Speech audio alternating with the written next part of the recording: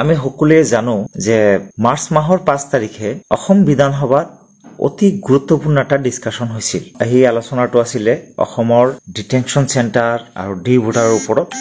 Detention centre আৰু D voter লৈ অসম বিধানসভাত যথেষ্ট বিতৰ্ক হৈছিল।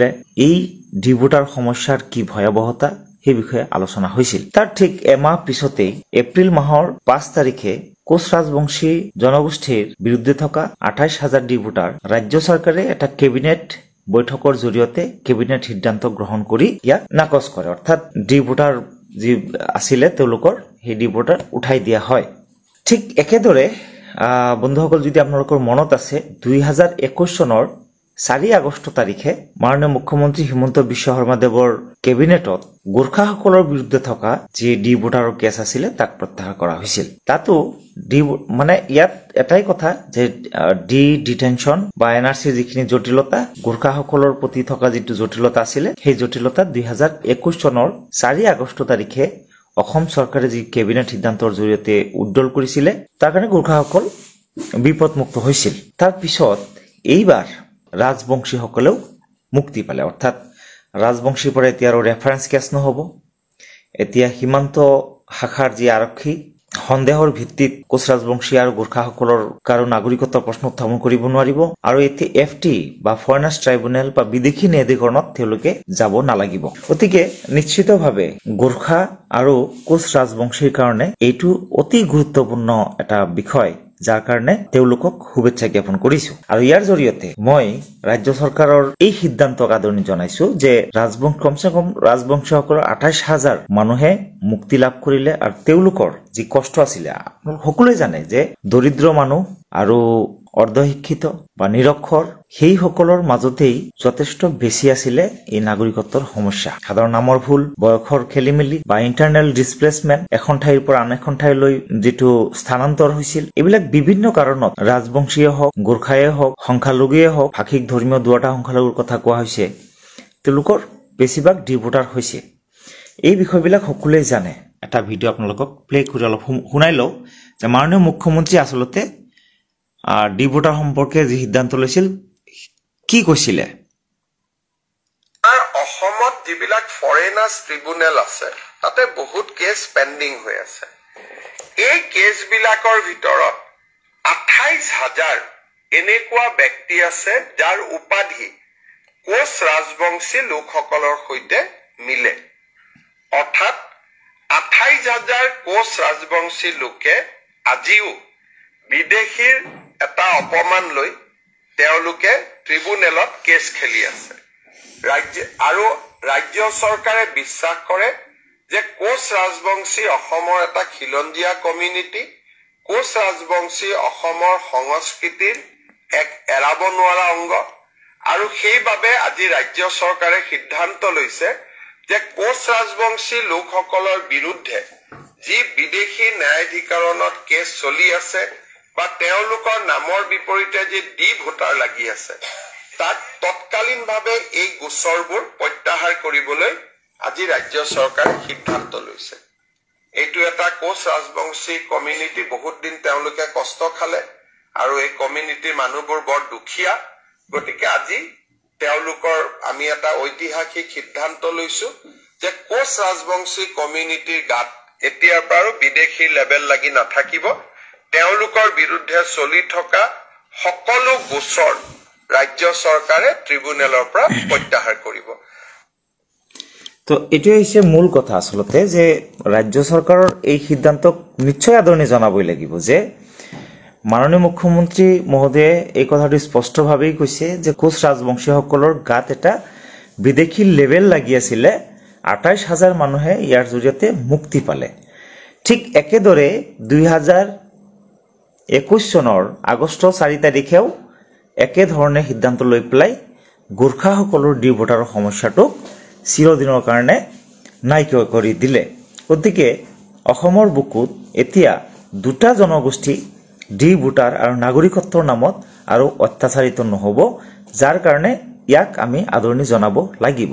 প্ৰাসংগিক আলোচনাটো হৈছে যে 1997 চনৰ পৰা আজি 2025 চনলৈকে 28 বছৰ, এই 28 বছৰে যিসকল মানুহে ভুক্তভোগী হৈ থাকিল যেহেতু ৰাজবংশীসকল আৰু গোৰ্খাসকলক মুক্তি দিয়া হ'ল সেই ভুক্তভোগীসকলক ৰাজ্য চৰকাৰে সামান্য পৰিমাণৰ হ'লেও তেওঁলোকক আৰ্থিক ক্ষতিপূৰণ দিবনে নিদিব সেইটো ৰাজ্য চৰকাৰৰ প্ৰতি মোৰ এটা অনুৰোধ থাকিব এটা প্ৰশ্নও থাকিব আৰু সবিনয়ে মই প্ৰশ্নটো কৰিছো যে যেহেতু তেওঁলোকক এতিয়া মুক্তি দিয়া হ'ল 28000 এতিয়া ডিভোটাৰ আছিল ৰাজবংশী এইখিনি মুক্তি দিয়া হ'ল 21 চনত গোৰ্খাসকলকো মুক্তি দিয়া হ'ল তেতিয়াহ'লে যিসকল মানুহে ইতিমধ্যে কেছ খেলি জুৰুলা হৈ গ'ল তেওঁলোকৰতো কোনো অপৰাধ নাছিলে তেওঁলোকো ৰাজবংশীৰে হয় তেওঁলোক গোৰ্খাৰে হয় গতিকে তেওঁলোকক এই ক্ষতিপূৰণ দিয়া হ'বনে নহ'ব মাননীয় মুখ্যমন্ত্ৰী মহোদয়ে যেটো কথা কৈছে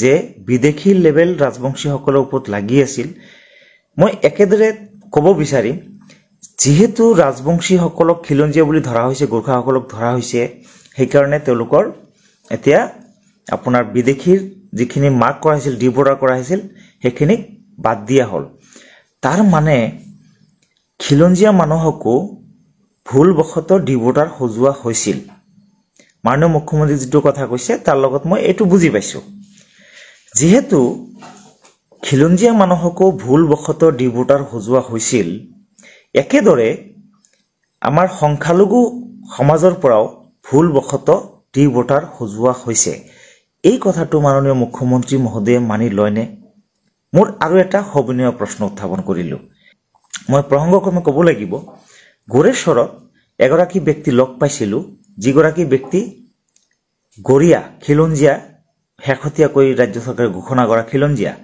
গৰিয়া সম্প্ৰদায়ৰ 3বাৰকৈ তেখেতে নোটিছ পাইছিলে তেখেতৰ ওচৰত মই গৈছিলো বৰ্তমান এবিএমছৰ সভাপতি টাইছন হোসেন ডাঙৰীয়াৰ লগত মই ভিজিট কৰিবলৈ গৈছিলো বহুদিন ভালেকেইদিন আগত মই গৈছিলো গতিকে সেই গৰাকী ডিভোটাৰ খিলঞ্জীয়া 3বাৰ তেওঁ জাননী পাইছে একবাৰ কেছ খেলি তেওঁ স্বদেশীৰ সাৰ্টিফিকেটটো পাইছে পুনৰায় আকৌ আহিছে আকৌ খেলিছে পুনৰায় আকৌ আহিছে সেই সময়ত আমি গৈছো এনেকুৱা যিসকল আছে তেওঁলোকৰ ক্ষেত্ৰত ৰাজ্য চৰকাৰে কি ভূমিকা ল'ব অৰ্থাৎ সংখ্যালঘুৰ ভিতৰত গৰিয়া মৰিয়া দেশী মৈমাল আৰু জুলহা সৈয়দ এই যি 5-6টা আপোনাৰ জনগোষ্ঠী খিলঞ্জীয়া বুলি ইতিমধ্যে ৰাজ্য চৰকাৰে স্বীকৃতি প্ৰদান কৰিলে তেখেতসকলো যে ডিভোটাৰ হৈ আছে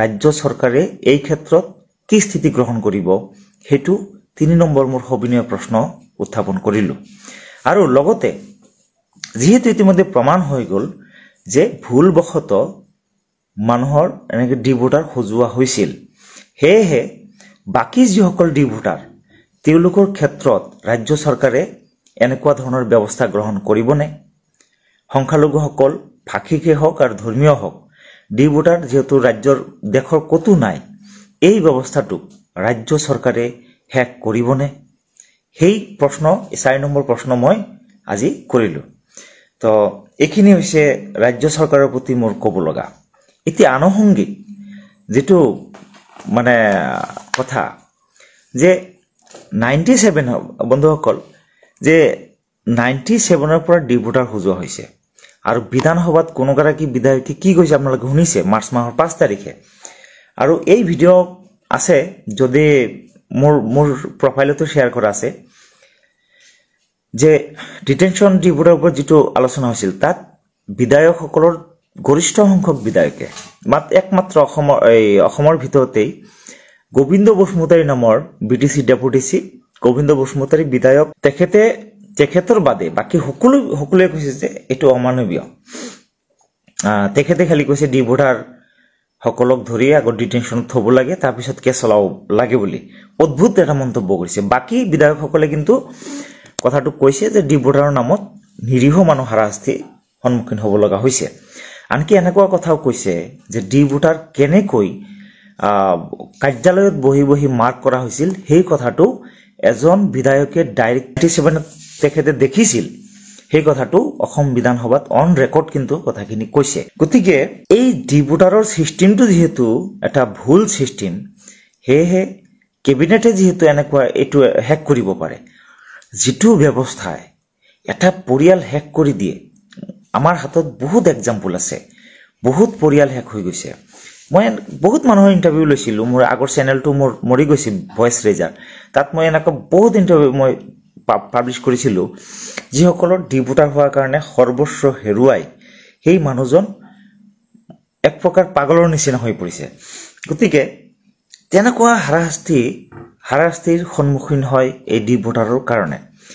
সেয়েহে এই ব্যৱস্থাটো যিহেতু বিসংগতিপূৰ্ণ আৰু কেবিনেটে এই সিদ্ধান্ত লৈ পেলাই ইয়াক শেষ কৰিব পাৰে, এইটো যথেষ্ট এটা ভাল আমাৰ কাৰণে খবৰ যে ৰাজবংশীয়সকলক যেনেকৈ শেষ কৰি দিছে, ডি ভোটাৰ কিয়? যদি নাইবা এতিয়া যিহেতু সংখ্যাও কমি গ'ল, 28,000 একেবাৰে শেষ হৈ গ'ল, এতিয়া যদি কেবিনেট সিদ্ধান্ত নলয়, যদি সন্দেহ আছে, তেতিয়াহ'লে পিপুলছ ট্ৰাইব্যুনেল মানে এইটো আপোনাৰ লোক আদালত কৰি পেলাইও এই সমস্যাক কিন্তু সমাধান কৰিব পৰা যায়। যাৰ কাৰণে মোৰ আজিৰ গোটেই আলোচনাখিনি মই পজিটিভ দৃষ্টিভংগীত এইকাৰণে লৈ যাব বিচাৰিছোঁ যে যিহেতু ইয়াত কোনো ধৰণৰ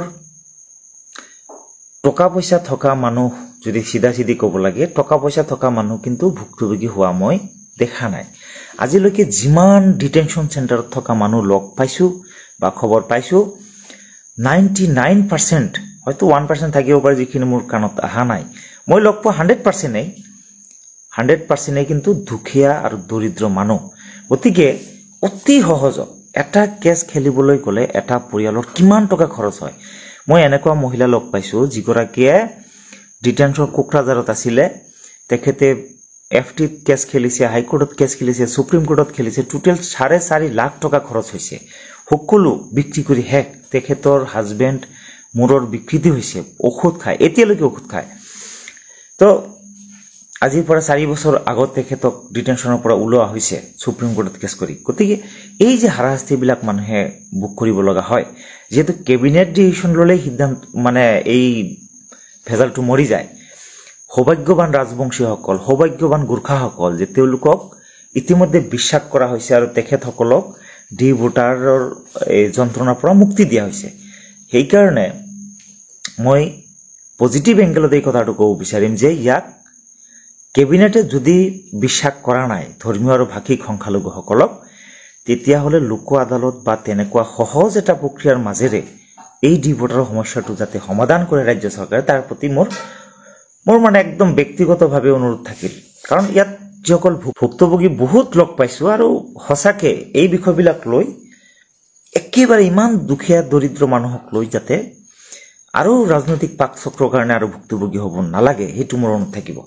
আৰু সদিচ্ছা, এতিয়া চাওক, হিমন্ত বিশ্ব শৰ্মা ডাঙৰীয়া তেখেত মুখ্যমন্ত্ৰী হোৱাৰ পিছতেই 4 আগষ্ট 2021 প্ৰথমবাৰ সিদ্ধান্ত ল'লে গোৰ্খাৰ কাৰণে, ছেকেণ্ড টাইম সিদ্ধান্ত ল'লে 2025 এপ্ৰিলৰ 5। ইয়াৰ আগত বহুত চৰকাৰ আহিছে। 97 চনত এটা চৰকাৰ চলি আছিলে, ঠিক আছে, এইটো চৰকাৰ বনাইছে। 2001ৰ পৰা 2015লৈকে 20লৈকে চৰকাৰ, 21লৈকে চৰকাৰ চলি আছিলে। 4বাৰকৈ চৰকাৰ সলনি হৈছে। কোনো চৰকাৰে একবাৰো কোনো কেবিনেট সিদ্ধান্ত গ্ৰহণ নকৰিলে যে আমি গোৰ্খাসকলক, ৰাজবংশীসকলকেই যেনিবা মুক্তি দিব লাগে। ইমান বছৰ, এই কমচে কম 20টা বছৰ ভুক্তভোগী হ'ব লগা নহ'লহেঁতেন, চিন্তা নকৰিলে। দুৰ্ভাগ্যজনক কথা। দুখীয়া মানুহখিনি চকু পানী মচি যেতিয়া কয় যে আজি ইমান গ'ল, কালি ইমান গ'ল, কালি ইমান গ'ল, 2টা হাজিৰা মাৰা গ'ল, মোৰ মানে ছাগলী বিক্ৰী কৰা হ'ল, গৰুজনী বিক্ৰী কৰা হ'ল, গাইজনী বিক্ৰী কৰা হ'ল, বা সোণৰ এটা চেইন আছিলে, এটা আঙুঠি আছিল, এটা মালা আছিল, বিক্ৰী কৰা হ'ল, আনকি নাকৰ ফুল পৰ্যন্ত বিক্ৰী কৰি দিয়াৰ ৰেকৰ্ড আমি গম পাওঁ। গতিকে এনেকুৱা ধৰণৰ অত্যাচাৰৰ সন্মুখীন হ'ব লগা হয়, যাৰ কাৰণে এইবিলাক ওৱান কাইণ্ড অফ মানে যাৰ কাৰণে ৰাজ্য চৰকাৰে এটা মাইলষ্টন এটা সিদ্ধান্ত, মুখ্যমন্ত্ৰী মহোদয়ে কৈছে যে এটা ঐতিহাসিক সিদ্ধান্ত। ছেম কথা শুনিব বিচাৰোঁ সকলো কমিউনিটিৰ কাৰণে, সংখ্যালঘু, ভাষিক আৰু ধৰ্মীয় সংখ্যালঘুৰ কাৰণেও যিমান ডি ভোটাৰ আছে, মাননীয় মুখ্যমন্ত্ৰী মহোদয়ে সেইসকল দুখীয়া মানুহৰ মচিহা হ'ব। এতিয়া যিহেতু কোচ ৰাজবংশী গোৰ্খাসকলে তেখেতক যিমান মৰম কৰিছে, একেই মৰম এইসকলেও কৰিব। গতিকে তেখেতক মই বাৰম্বাৰ এইটো মানে পাৰ্চনেলি মই অনুৰোধ জনাইছোঁ, অন বিহেভ অফ পুৰ ডি ভোটাৰ্ছ, অতি দৰিদ্ৰ আমাৰ ডি ভোটাৰসকলৰ কাৰণে তেওঁলোকৰ হৈ মই এই অনুৰোধটো তেখেতক জনাইছো। 4টা প্ৰশ্ন আগত কৰিছো। যদি এই ভিডিঅ' মাননীয় মুখ্যমন্ত্ৰী মহোদয়ৰ দৃষ্টিগোচৰ হয়, কৰ্ণগোচৰ হয় বা তেখেতৰ কোনোবা আত্মীয়ই যদি শুনে, এই আপিলখিনি তেখেতৰ যাতে শুনায় যে এই মানুহখিনি, সকলো মানুহখিনি দৰিদ্ৰ, not only Koch Rajbongshi, not only Gorkha, সকলো মানুহ দৰিদ্ৰ ডি ভোটাৰ যিমান আছে, তেওঁলোকৰ প্ৰতি দয়াৰ দৃষ্টিৰে যাতে মাননীয় মুখ্যমন্ত্ৰী মহোদয়ে চায়। আৰু এটা আমাৰ দুৰ্ভাগ্য, মই আগতেও কৈছো, 4টাকৈ কাল। এতিয়া যদি ৰাজনৈতিকভাৱে বিশ্লেষণ কৰে আপুনি, তেতিয়াহ'লে সংখ্যালঘুসকলৰ আটাইতকৈ বেছি ভোট লাভ কৰা দলবিলাকে যদি এবাৰো মানৱতাৰ দৃষ্টিৰে চালেহেঁতেন, তেতিয়াহ'লে ইমান দিন এই মানুহখিনিয়ে যন্ত্ৰণা ভোগ কৰিব লগা নহলহেঁতেন। একমাত্ৰ অসমৰ বুকুত চৰকাৰ, বৰ্তমানৰ চৰকাৰ, যি চৰকাৰখনে ডি ভোটাৰসকলক ইমান ডাঙৰ এটা সকাহ দিছে, এই চৰকাৰৰ কাম কাজ, কথা বতৰা, বক্তব্য, চাল চলন, বহুত বস্তুৰ লগত আমাৰ মতৰ অমিল আছে। আমি তাক তীব্ৰভাৱে বিৰোধ কৰোঁ। কিন্তু ডি ভোটাৰৰ ক্ষেত্ৰত ৰাজ্য চৰকাৰে যি স্থিতি গ্ৰহণ কৰিছে, বিশেষকৈ ৰাজবংশী আৰু গোৰ্খাসকলৰ প্ৰতি যি স্থিতি ইতিমধ্যে দেখুৱালে, এই বিষয়টোলৈ মই ধন্যবাদ নিদিয়াকৈ থাকিব নোৱাৰিলোঁ। যিহেতু being a activist, being a সমাজৰ মানুহ হিচাপে এই বিষয়খিনি লৈ দীঘলীয়া সময় আমি কাম কৰাৰ এটা সুযোগ পাইছিলোঁ, এটা সুবিধা পাইছিলোঁ বা এতিয়াও যিমান চেষ্টা আমাৰ অব্যাহত থাকিব আছে, সেইকাৰণে এই বিষয়টোলৈ ৰাজ্য চৰকাৰক ধন্যবাদ দিবই লাগিব। একেলগে আমি ক'ব লাগিব, যিহেতু মানৱতাৰ দৃষ্টিৰে ৰাজবংশী আৰু গোৰ্খাৰ প্ৰতি চোৱা হৈছে, একেদৰে ধৰ্মীয় ভাষিক সংখ্যালঘুৰ প্ৰতি চোৱা হওক। এইটোৱে মোৰ আপিল আছিলে। আজিৰ ভিডিঅ' মই দেৰিকৈ বনালোঁ। আচলতে 5 তাৰিখে কেবিনেট ডিভিশ্যন, মই সিদিনাখনে ভিডিঅ' চাইছোঁ, কিন্তু প্ৰতিক্ৰিয়া দিয়াৰ কাৰণে সময়, সুবিধা, সুযোগ মই পোৱা নাছিলোঁ। এই কথাখিনি আজি ব্যক্ত কৰিলোঁ। আজিৰ ভিডিঅ'ত অনলি ডি ভোটাৰৰ ওপৰত মই কথাখিনি আজি উত্থাপন কৰিলোঁ।